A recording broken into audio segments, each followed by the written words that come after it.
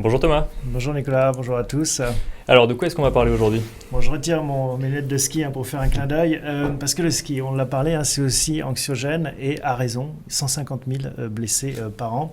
Et donc il y a des startups qui sont penchées sur la question et qui ont développé, on va voir une petite vidéo, un airbag qui permet en cas de faux mouvement de déclencher en 100 millisecondes un gilet qui se gonfle automatiquement. Alors ça ressemble un peu à un gilet de sauvetage, mais ça permet, vous le voyez, hop, dès que ça se déclenche, de protéger les parties sensibles du corps et en particulier la colonne vertébrale. Donc c'est un complément qui est en train d'être testé. Pour l'instant, ce n'est pas encore à la vente. C'est une start-up américaine qui fait ça, qui s'appelle InEmotion et qui proposera ça à la vente pour le grand public au mois de juillet. Pour l'heure, c'est testé surtout par les professionnels, c'est-à-dire les compétiteurs de haut niveau. Mais on voit que dans ce domaine aussi, on a des innovations qui arrivent et un progrès technologique qui permet d'assurer son ski dans de bonnes conditions. Et de faire du ski en toute sécurité, ça vous donne envie de tester l'airbag de ski, Sandra?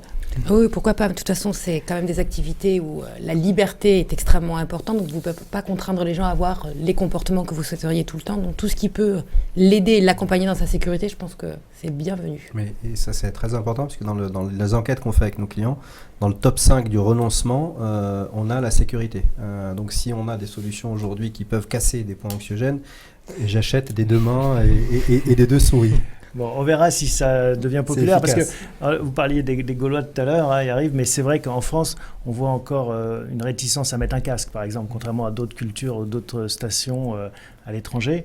Donc on verra si les Français ont cette culture, cette notion de la protection du risque, qui est peut-être parfois un peu différente que nos petits voisins européens. Il y a une grosse explosion sur le casque depuis l'an dernier, on le voit de plus en plus, mais c'est des choses sur lesquelles il faut s'améliorer, c'est sûr.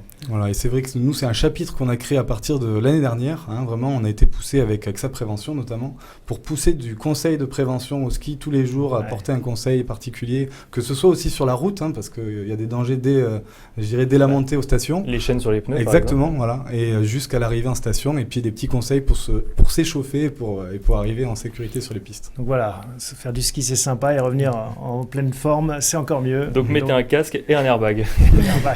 En attendant mieux. Merci à tous les 4 d'avoir participé à cette émission. Merci beaucoup. Merci à vous d'avoir suivi Virage Digital. Je vous donne rendez-vous dès demain matin pour retrouver le replay sur Décideur TV, sur IT for Business, sur ZDNet, mais également sur PC Expert. Et je vous donne rendez-vous mercredi prochain à 18h pour un nouveau numéro.